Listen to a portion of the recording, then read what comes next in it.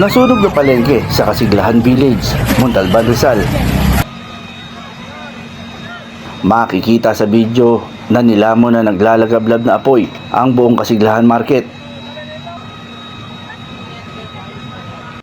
Ayon kay Mira Flores, isang vendor, biglaan, hindi inaasahan. Sinabi ni Mira dahil na rin sa sobrang init ng panahon. Dumikit ang apoy sa paninda niyang styro at doon ang bilis ng pangyayari.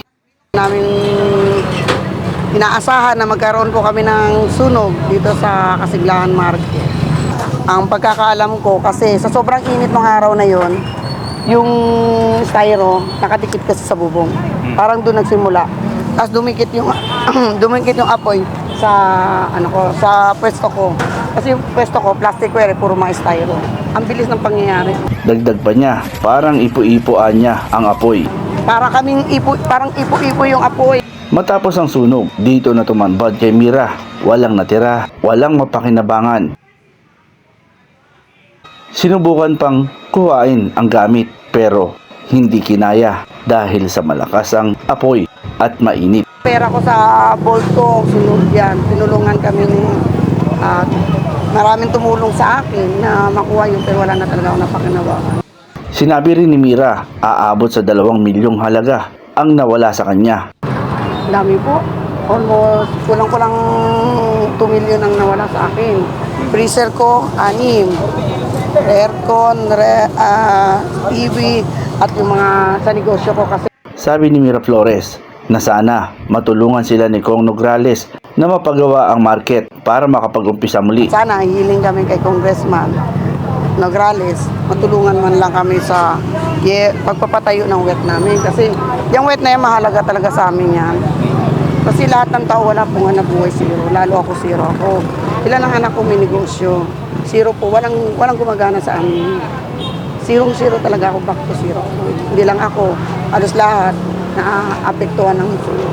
Personal naman ang bumisita sa nasunugan si Kong Nograles upang kamustahin ang mga nawalan ng kabuhayan.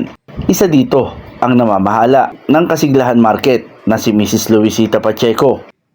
Sabi ni Pacheco, mabuti na lang walang nasawi at tanging kabuhayan lang ang nasunog na pwede naman itayo para makapag-umpisa. Buti nga po't kabuhayan lang ang nawala sa amin na pwede namin itayo ulit. Sabi ni Pacheco, halos 8 taon na rin sila sa Kasiglahan Market. 8 years na po kami. 8 years. Opo, dito. Hindi po namin iniisip na gaganunin po kami. Kasi po, kung may namatay po, masisikmura ba ng mga taong nagpagawa nun na may mga namatay? Nang aking tanungin si Mrs. Pacheco kung meron bang nangaharas o nagpapaalis sa kanila, sagot niya. Meron bang gumagambala sa inyo? Meron po. Nagpapaalis? O... Meron po. Kami po yung nag-file ng case.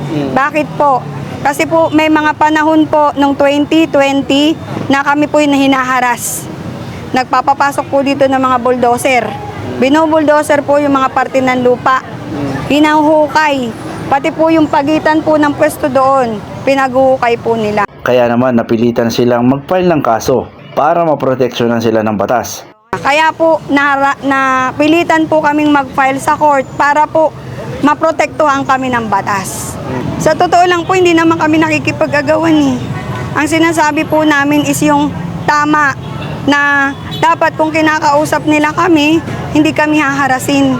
Yun lang po yung amin is makapagtinda para po sa mga pamilya namin. Ako, si Alfredo Patriarca, nagbabalita para sa Road News.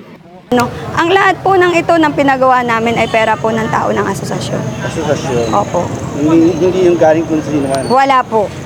Simulang piso nito hanggang sa lahat ng pati pagpapalapad ng lupa, pera po sa galing po ng mga tao.